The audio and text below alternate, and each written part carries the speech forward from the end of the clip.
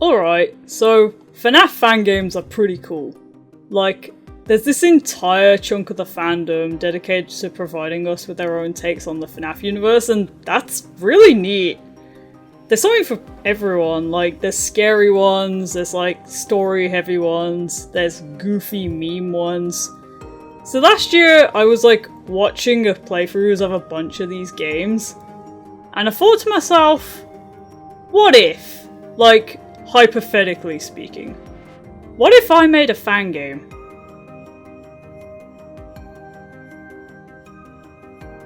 Allow me to introduce you to Fazbear Collection, a mini project of sorts that I think started as something I made for Halloween last year. Well, it was some basic concept art showing some character designs and stuff, but yeah, I thought I'd kind of do something with it, you know? I want to first clarify that this project is set in an alternative universe. So while the general plot of the games is followed, not everything is a complete one-to-one match with the actual FNAF lore.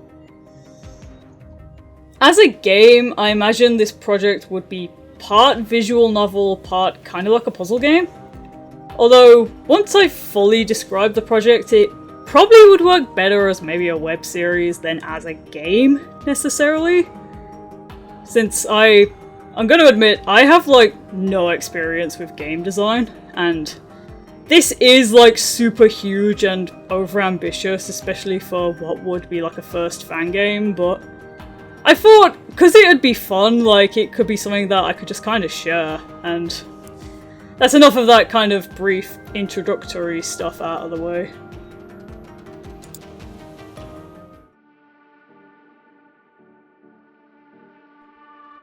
So the premise of Fazbear Collection and the Fazbear Collection AU is that essentially Fazbear Entertainment wants to build a museum dedicated to old animatronics and merchandise, saying that it's in order to finally address the past so that the company can move on, or, you know, so they claim. So they've gathered a crew of employees and experts, or maybe just whoever random schmucks were available, to travel all over the country tracking down Fazbear animatronics to be featured in the museum. Of course, this being FNAF, there's gonna be some animatronic strangeness afoot, so the gang has to survive typical FNAF antics while they get this attraction built, and maybe uncover a few mysteries along the way. And I am gonna say, right here, as you might have gathered if you're familiar with some of my previous work, I'm not scary. My cartoony art style ain't scary either. At all. So I imagine, like, Fazbear Collection is a lot tonally closer to, like, Scooby-Doo than a lot of things that, say, like a FNAF VHS creator would typically cook up.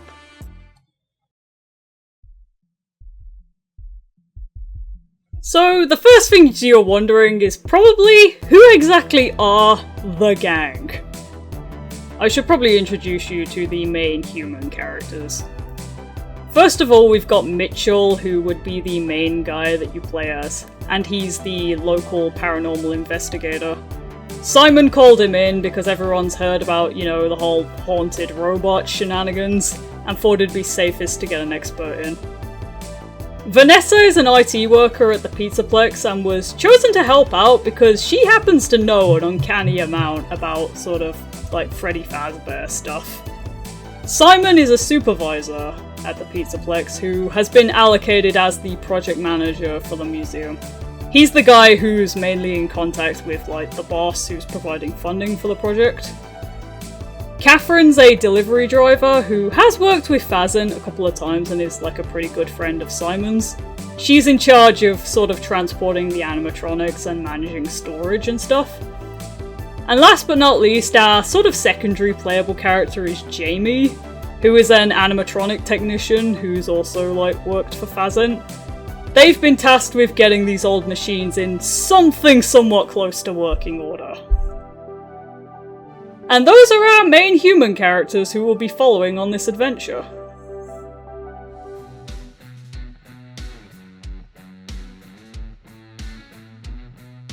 So the story would probably be split into episodes or chapters that would kind of follow a formula that goes as follows. First of all, the gang finds a listing for what they believe to be an authentic Fazbear Entertainment animatronic, which Vanessa will briefly talk about, explaining the time period the robot comes from and anything interesting about the character. I like to think that Fazbear Entertainment has bought the rights to like tons of characters over the years, although some of them are pretty rarely featured in Freddy media, making them like obscure in-universe. Like, for example, the Marionette and Circus Baby would be pretty good examples of this. Next, they'll drive over to the location where Simon kind of talks to the seller and handles the purchasing of the animatronic. And the seller or someone they find nearby will often have some kind of creepy story about the robot, often based on either their own experience or a sort of urban legend or friend of a friend thing.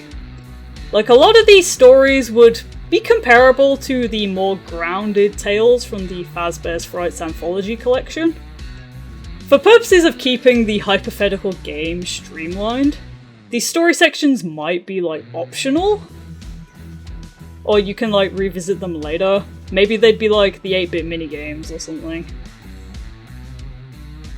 Then Catherine drives the animatronic back to the museum and arranges the order and hire of any specialised equipment they need for restoring it, and Simon will start planning out how it's going to be put on display. So, for example, they might do themed rooms and specialised stages for a specific character. For now though, the animatronic's taken to the workshop. And in the workshop is kind of where the main game would take place. First you've got Mitchell handling the paranormal stuff, where he works to find out if the robot is haunted and sort of deals with any spirits or entities that are inside it. Once he's done with that, Jamie gets to work on restoring the animatronic so that it can be moved into the museum proper. The workshop sections I will now proceed to explain in a little bit more detail.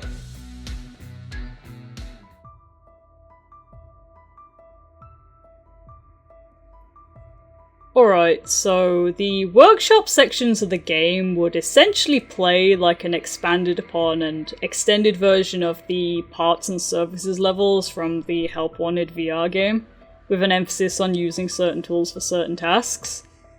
For the first half, it's Mitchell's turn to begin investigating the animatronic.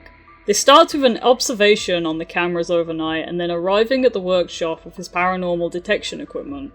The objective here is to use each of the tools and record what kind of reaction the animatronic has. For example, the thermal camera might detect sudden temperature drops, there might be unexplainable sounds or sort of weird like voice lines on recordings when using the spirit box, like other cameras picking up on visual distortions, or the animatronic reacting strongly to things such as salt and protective items.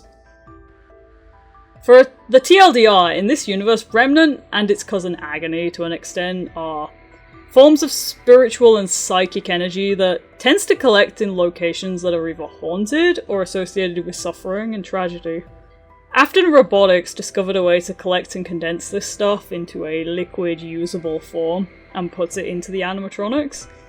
And this is what gives a lot of them their sort of uncanny sense of life that they seem to have had since at least the events of FNAF 2. And the presence of Remnant would probably be pretty important to the game's plot. You then use the information collected from your investigation and the client to essentially diagnose which kind of haunting you're dealing with out of a couple of types. In this universe, like, a robot may not necessarily be haunted in order to show paranormal properties because of the use of Agony and Remnant. This isn't really sort of known in-universe. Anyway, once we know what the animatronic is haunted by, Mitchell moves on to the communication and exorcism phases. The communication phase would involve choosing questions to ask the spirit or the haunting stuff to gather information and find ways the gang might be able to kind of help them out. I imagine this would be handled during the sort of more visual novel sections, with some cases being a little bit longer and running in the background. The exorcism phase would be some kind of mini-game where you have to reduce the health of the animatronic while trying not to compromise your own. And upon success, the spirit or whatever's in the animatronic is sort of banished out, and like the animatronic just kind of acquires like a normal level of Fazbear Entertainment robot weirdness. I kinda like the idea that it might be possible to choose whether you wanna perform the exorcism or not, since like, not everything is necessarily malicious, but this might be another case where the project would work better as a web series, since like, multiple endings are kind of a whole different beast when it comes to making a game. Once all the spooky stuff is done and dusted, Mitchell will pack up and he hands over the animatronic to Jamie for the repair section.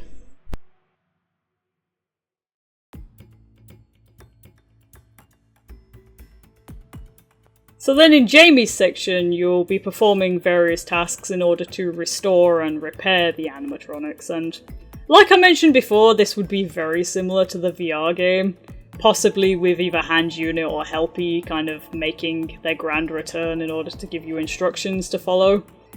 A couple of example tasks might be detaching and replacing damaged parts or limbs, kind of unjamming sort of stuff that moves, maybe cleaning and mending the clothes and repainting, or you know, all kinds of stuff. And maybe this could have like a scoring system to it. Like, to be fair, you could honestly just make a whole game out of like repairing animatronics, like not gonna lie, I'd play that. Once all the work's done, the bots are ready to be put on display in the museum. Maybe this could take some notes from Pizzeria Simulator and you could kind of customize the museum to some extent. Like, say, if you put certain animatronics that follow a theme together, it gives you, like, bonus points. Or something, I don't know. So, that's all of the sort of, like, gameplay stuff covered. And now for the bit that you've probably actually been waiting for this entire video.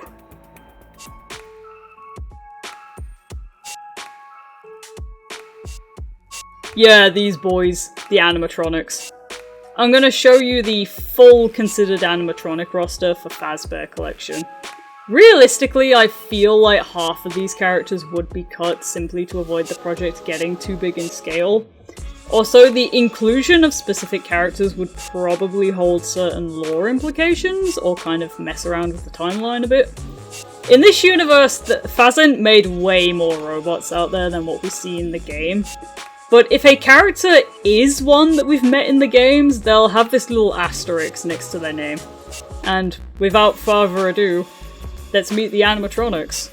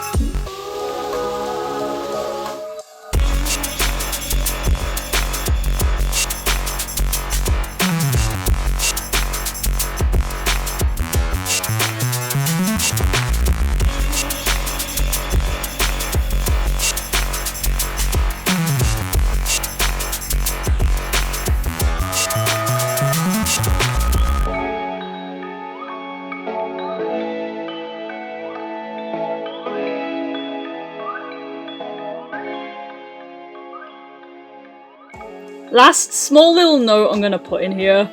I did have the idea that a potential pilot episode of Fazbear Collection would provide a follow-up to the short film I made a year ago, Alone at Freddy's.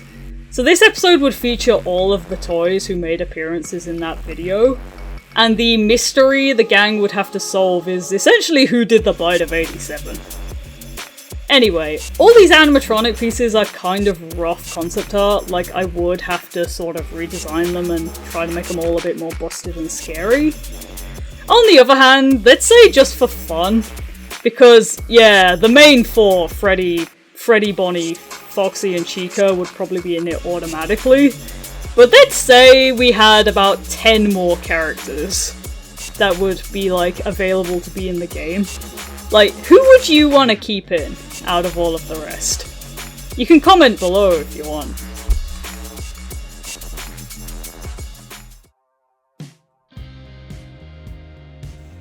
Alright, turns out there was quite a lot of stuff to go over, and you've probably got even more questions.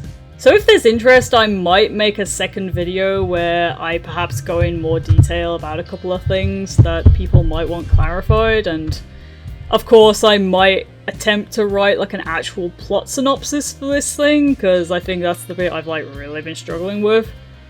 So while it's most likely Fazbear Collection probably won't become like a proper Fangame, there's still things I could use this AU for, like maybe like videos or something.